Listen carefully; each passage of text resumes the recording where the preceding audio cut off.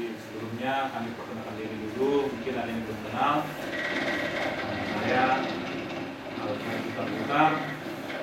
Saat ini diberi amanah menjadi Inspektur Pembantu Wilayah 2 di Inspektorat. Dan sekaligus saat ini mungkin pertanyaan Bapak Ibu ya, pakai baju ini ya, rompi ini ya. Ini rompi dari KPK. Dan tahun lalu saya sudah mengikuti asesmen sebagai penyuluh anti korupsi, dan puji Tuhan saya dinyatakan lulus. Jadi untuk perwakilan Simalungun saat ini tugas untuk menyampaikan penyuluhan tentang pencegahan korupsi dan bagaimana kita strateginya memberantasnya. Baru saya perkenalkan juga samping saya ini Ibu Rosari Purba, kami ketua tim pengelola pemeriksaan dan pos di Kecamatan Gunung Malela, dan juga ada Ibu Mei sama Mei Siregar, sama Delta Tobi, dan Mas Rianto Sirait. Kami hadir ini untuk mengajak Bapak Ibu untuk kita berdiskusi bagaimana supaya pengelolaan dana bos itu lebih baiklah ke depannya. Jadi mohon dimanfaat nanti sesi ketiga. Kalau yang ini sekarang ini mungkin kita monolog dulu, nanti sesi ketiga kita dialog ya. Oke, kalau bisa kita mulai Bapak Ibu ya. Jadi kami dari Penyuluhan Anti Korupsi KPK pada saat asesmen kemarin itu punya slogan. Nanti tolong ikuti ya. Kalau saya bilang semangat pagi, Bapak Ibu mengatakan pagi, pagi, pagi, berani, kompeten, berdaya. Ya, berani, kompeten, berdaya. Ya, oke. Semangat pagi. Pagi, pagi, pagi, berani, kompeten, berdaya. Oke, terima kasih Bapak Ibu. Jadi kami lagi? Ya, lagi Pak. Semangat pagi. Pagi, pagi, pagi, berani, kompeten, berdaya. Terima kasih. Jadi kita masuk ke materi. Ini materinya korupsi dan pencegahannya. Kita bicara umum aja dulu. Nanti spesifiknya nanti Ibu Rosari yang menyampaikan. Pengertian korupsi.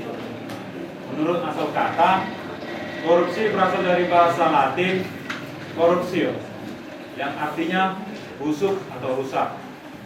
Kalau menurut definisi Undang-Undang Republik Indonesia, Undang-Undang Nomor 31 Tahun 1999, Junto Undang-Undang Nomor 20 Tahun 2001, hal ini dirangkum dalam 7 kategori. Pertama, adanya kerugian negara. Kedua, adanya suap, dalam hal ini kan ada suap perizinan, suap mengurus SK, adanya gratifikasi,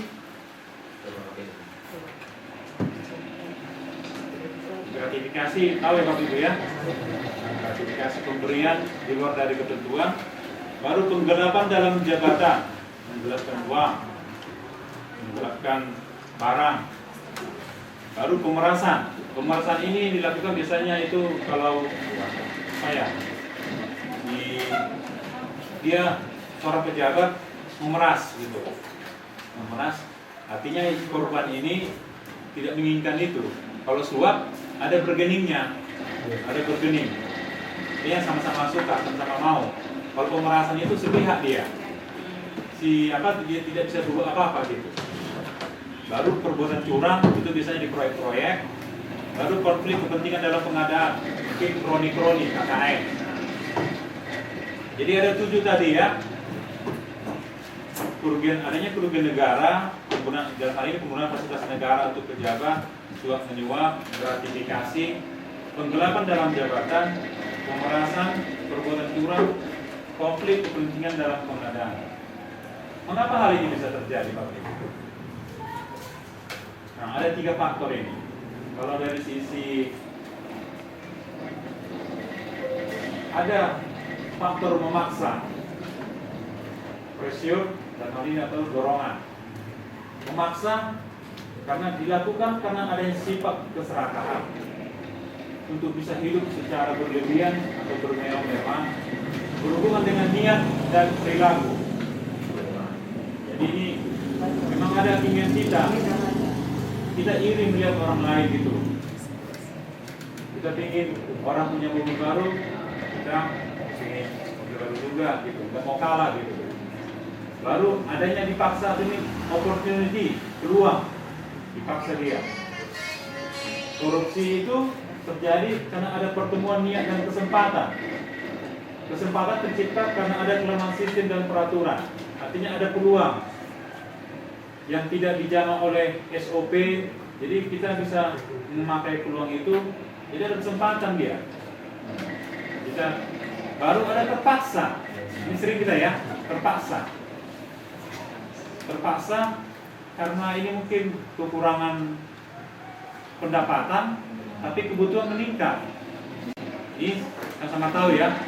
Hampir umumnya kita terjadinya ini gara-gara ini ya, terpaksa ya. Setuju Bapak Ibu ya?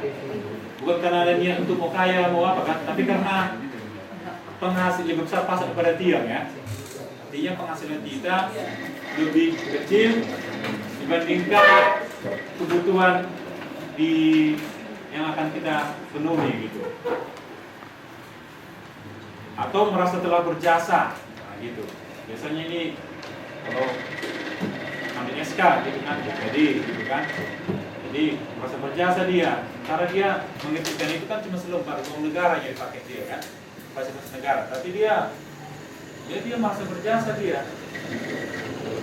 Nah, dan orang lain juga melakukannya. Si Anu bisa, aku kenapa nggak bisa? Kan sering gitu ya. Contohnya ibu pas sekolah lah. Mana pas sekolah? Hadir semua pas sekolah sini.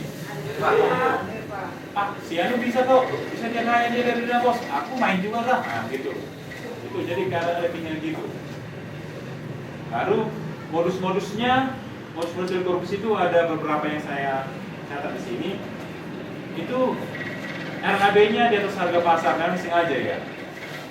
Baru ada double anggaran, contohnya dia ditampung dana bos, tapi ada juga terima dari dana lainnya gitu.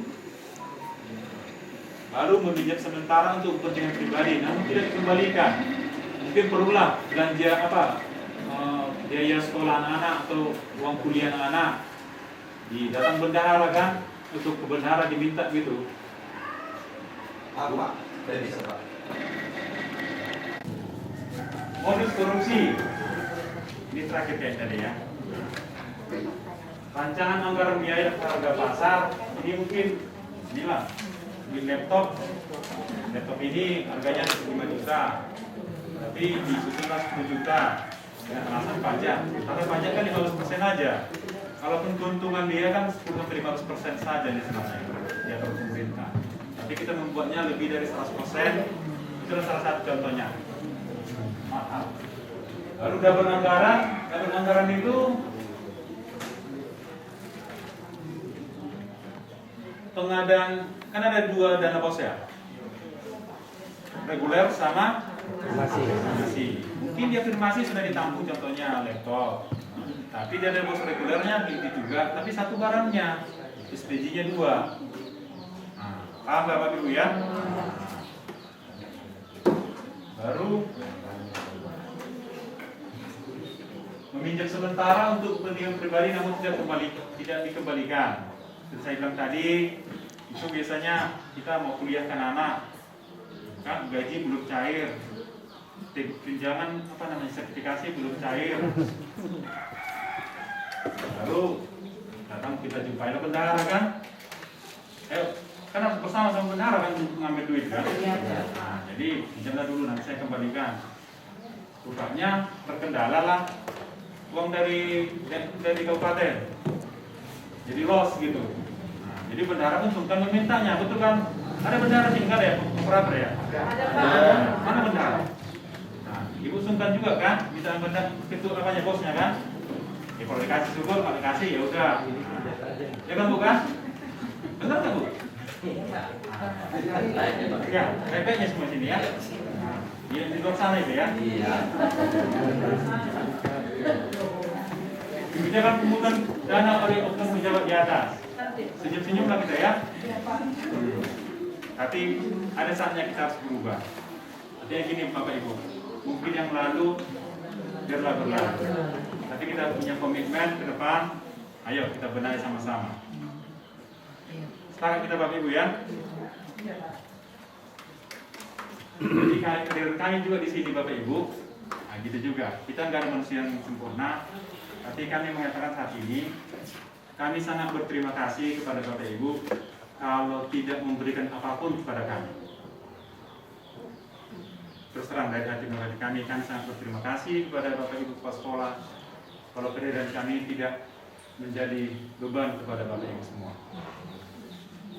Jadi kami harapkan ke depannya nanti, kalaupun nanti dipanggil oleh tim saya nanti ke kantor, mohon jangan menyediakan namanya amplop. Sepakat kita Bapak Ibu ya? Karena saat ini tim saya, mereka yang akan melakukan pemeriksaan nanti lanjutan di kantor inspektorat. Jadi kami harapkan kepada Bapak Ibu semuanya, mohon jangan ada yang memberikan Rp1 pun. Kami sangat menghargai kalau kita menjaga komitmen kita bersama ini. Setuju Bapak Ibu ya? Baru memungut pajak atau retribusi namun hasil pungutan tidak disetorkan ke kas daerah. Ini sering terjadi dulu-dulunya ini ya. Dulu-dulunya bukan sekarang. Dulunya sering kita pakai pajaknya gitu, atau ketidaktahuan menyetorkannya. Tapi sekarang kan udah canggih, ada aplikasi ya. Jadi salah satunya itu transparan. Jadi dari sistem aplikasi pun sudah tahu kita berapa sebenarnya pajak yang harus disetorkan. Enggak pusing-pusing lagi menghitung pakai kalkulator ya. Lalu pemberian inventaris kantor dengan anggaran daerah dan peruntukan pribadi. Nah, ini salah satunya pernah kami temukan ini pemberian kipas angin. Pemberian kipas angin salah satu instansi ya. Itu setelah dicek, di mana kipas anginnya Pak? Di rumah Pak gitu. Jadi mungkin ada juga itu, contohnya apa ya? Lemari, meja, sofa. Terusukannya untuk kepentingan sekolah, namun di rumah dibuat dengan alasan keamanan. Sebenarnya kan nggak betul juga kan? Tapi kalau laptop kita maklumi, karena ini kan barang yang mudah dijual ya kan. Kalau sofa kan langsung gimana angkatnya gitu, nggak mungkin juga kan. Baru melakukan kecurangan, ini sama proyek, biasanya ini proyek ini di apa ya? BU proyek ini Mandini, kan? Itu banyak itu kong-kali-kong gitu. Dampak korupsi. Koruptor memakan nangka rakyat sebagai getahnya. Anekdot ini rasanya tepat untuk menggambarkan kenyataan bahwa rakyat harus menanggung beban biaya sosial yang ditimbulkan oleh kegiatan para koruptor. Anggaran daerah yang diperoleh dari pajak yang dipungut dari rakyat tidak efektif dan efisien dan tepat guna, akibatnya diselewengkan. Makanya kita gini-gini aja nggak bisa bergerak. Kenapa? Karena seperti dibilang Pak Mahfud MD kemarin kan, korupsi zaman sekarang ini setelah reformasi lebih ganas daripada, lebih luas daripada di masa Orde Baru. Orde Baru tersistem ya. Sekarang ini semua bisa dengan dasar demokrasi, semua bisa main. Jadi di sini kami hadir Bapak Ibu selaku penyuluh anti korupsi saya dari KPK, kami mengajak Bapak Ibu, marilah. Kalau untuk membersihkan kita tidak mungkin kita sendiri, tapi setidaknya diri kita sendiri yang kita parah Bapak Ibu. Kita kurangi lah. Kita harus mencoba mengurangi. Kita bukan kemudian bilang melawan arus enggak, tapi memang itu sebenarnya.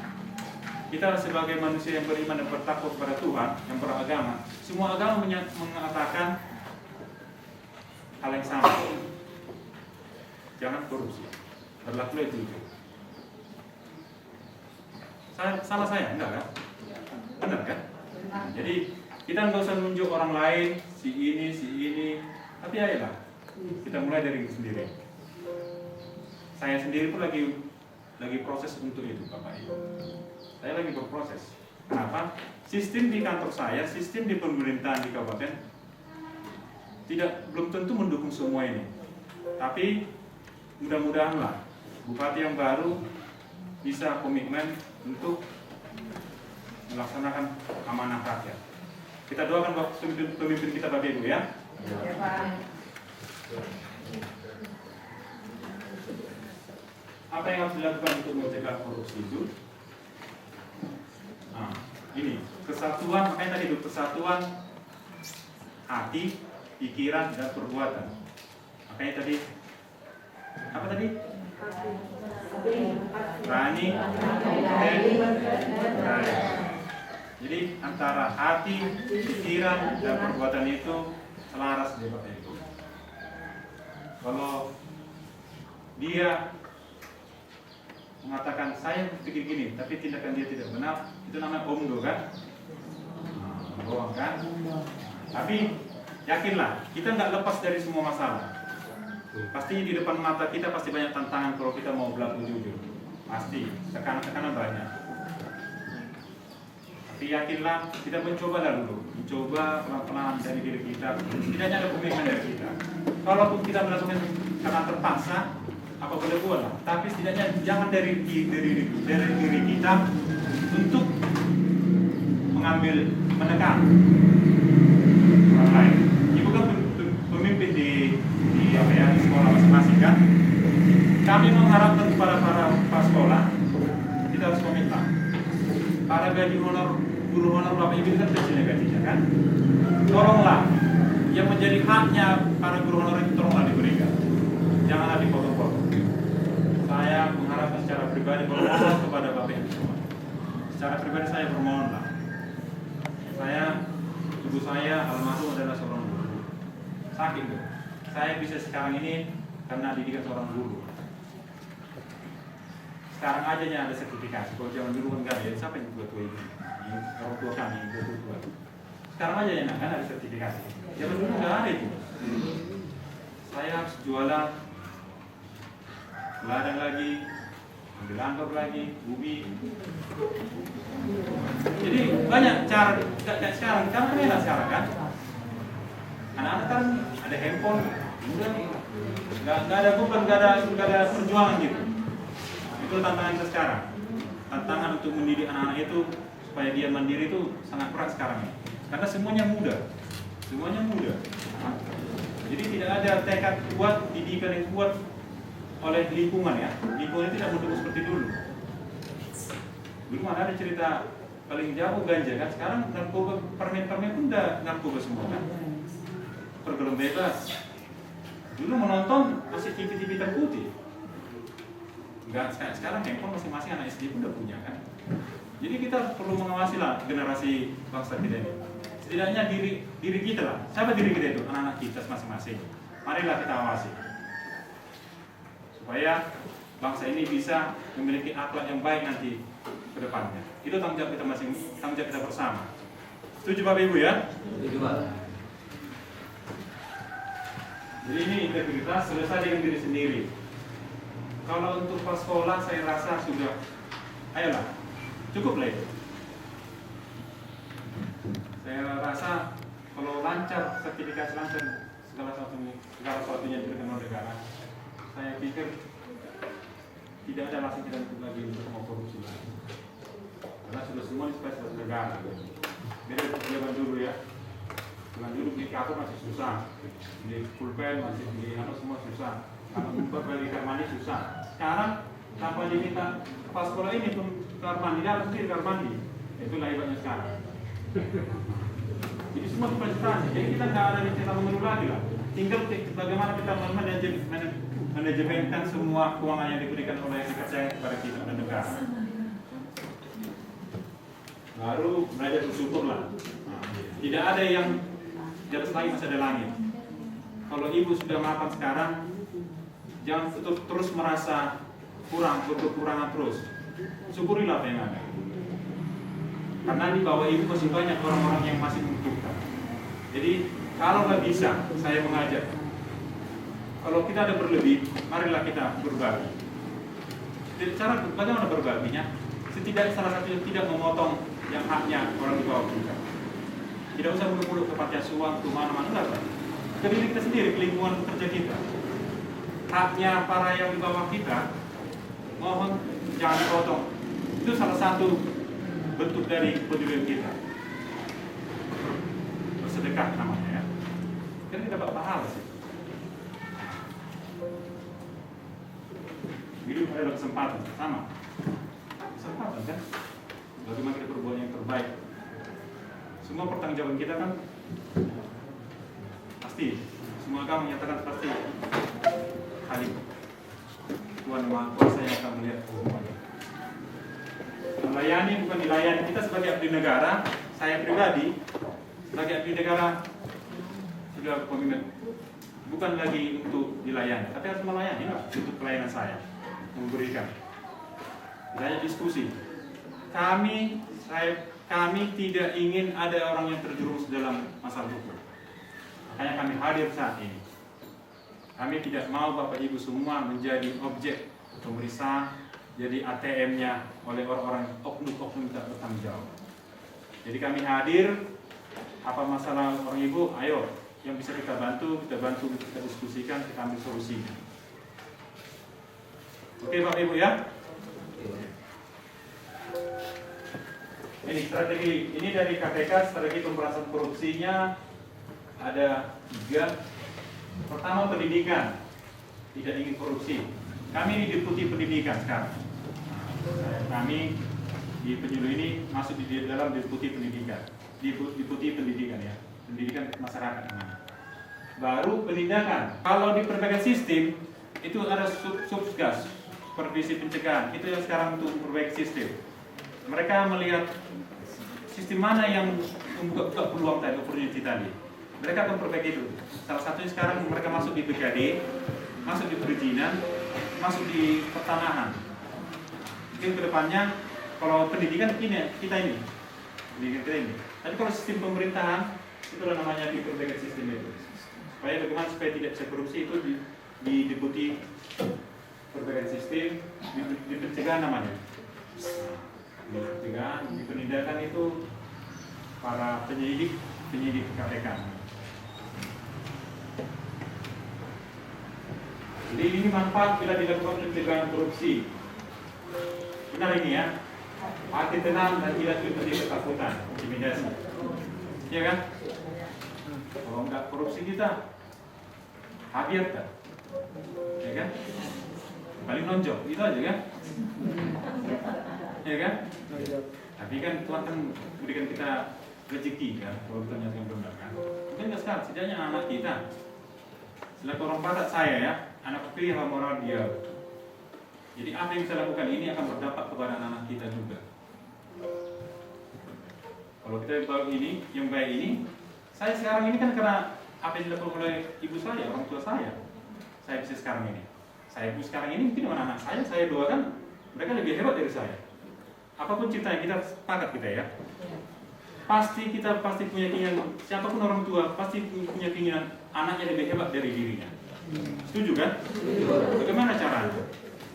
Istilahnya kita dari hati kita sendiri. Walaupun cukup kita tidak berlebih, tapi kalau bisa kita berikan akhlak yang benar kepada anak kita, itu modal mereka untuk lebih baik nanti di masa depan mereka. Rasa syukur dapat menjalankan amanah. Ada kepuasan tersendiri kalau kita bisa melaksanakan pengelolaan dana pos ini lah, kita kerjakan dengan baik, benar. Ada kepuasan tersendiri itu yang tidak bisa dinilai dengan uang. Sama seperti saya ini. Kalau Bapak Ibu semua ini bisa melaksanakan pengelolaan dana pos itu dengan baik, batin saya sangat kepuasannya itu, rasa syukurnya sangat nggak terbilangkan itu, nggak bisa saya katakan. Tapi kalau orang ibu salah satunya yang dipanggil oleh kejaksaan nanti, saya ikut prihatin. Batin saya sangat merasa bersalah sih. Nanti saya gagal gitu. Gak berbeda ya, kita bukan masalah decking enggak, bukan masalah itu. Tapi bagaimana mengubah mindset pola pikir sekarang ini. Marilah. Yang berlalu, biarlah berlalu, kita melangkah ke depan.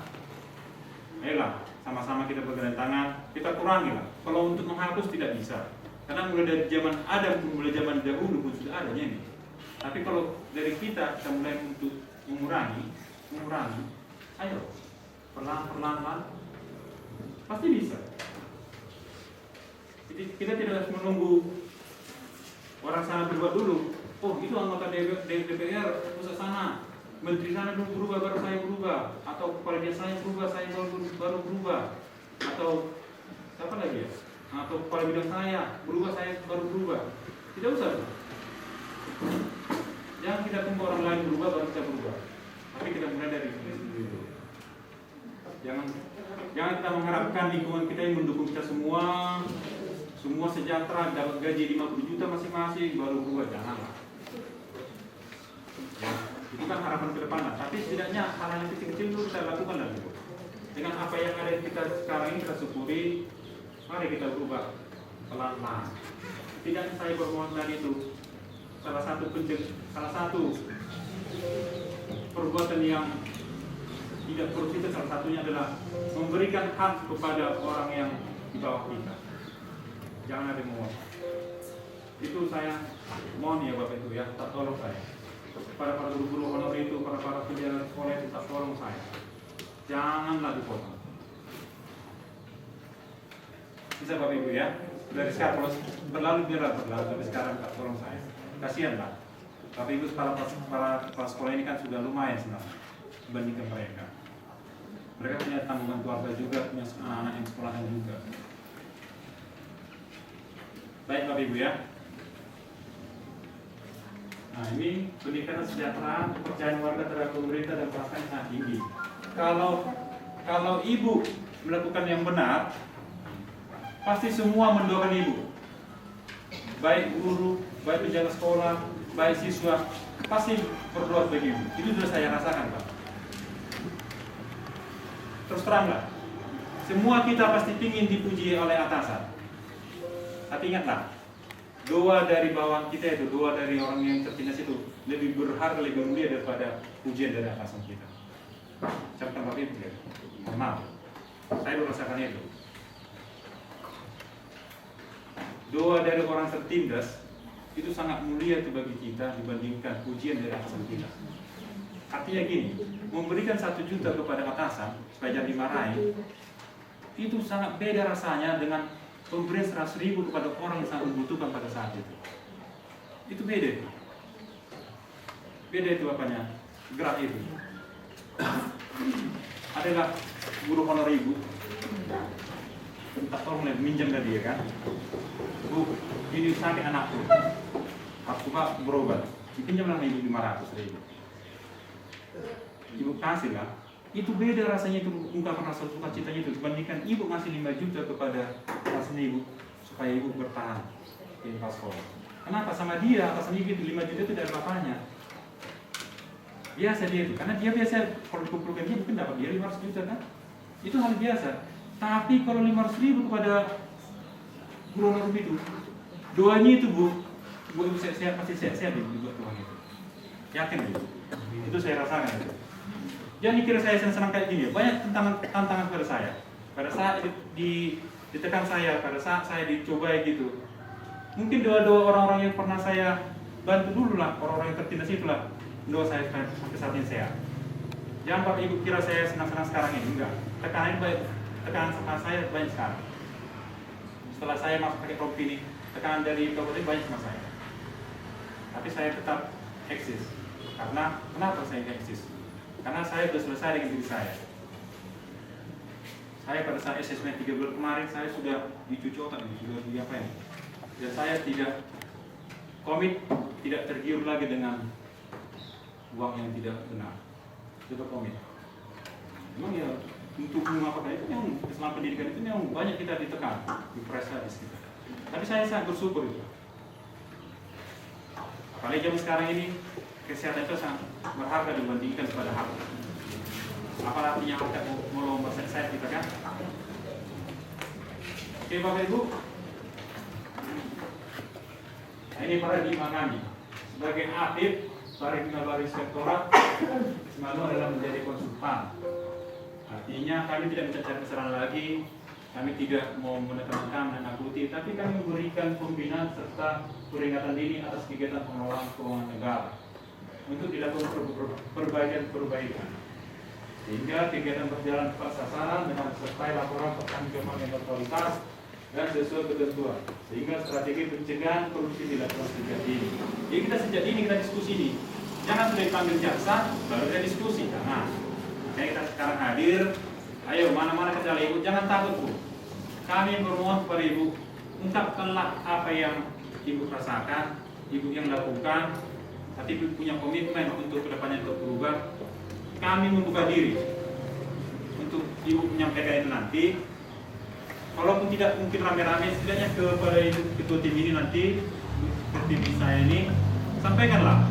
Saya dulunya gini-gini, anggaran 2020 saya gunakan untuk gini-gini. Tapi saya akan kembalikan nanti pada tanggal sekian-sekian. Lebih bagus itu bu, daripada kami buka itu. Kalau udah ibu mengaku itu, kami sangat apresiasi itu, dan kami tidak akan periksa lagi semuanya. Asal ada pengakuan dari ibu. Daripada kita berdebat saat semua itu, tapi toh pada akhirnya ada yang melaporkan ibu kejaksaan, kami merasa gagal itu nanti. Berarti kami dikhianati juga sih. Kami berarti apa yang kami sampaikan ini tidak dimanfaatkan oleh baik oleh Bapak Ibu semua.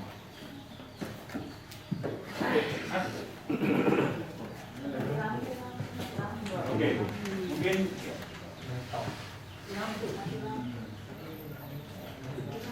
ini saya baca apa ya? Ini dari penyuluh dari Budula di kemarin. Segar mawar bunga bersuri, walau berduri indah warnanya. Sedagar kaya jangan iri hati, silau harta korupsi dampaknya. Colek sambal pada sementara, hirup setitik beraroma terasi. Abdi masyarakat, abdi negara, hidup sederhana, jangan korupsi. Horas, terima kasih. Semangat pagi. Pagi.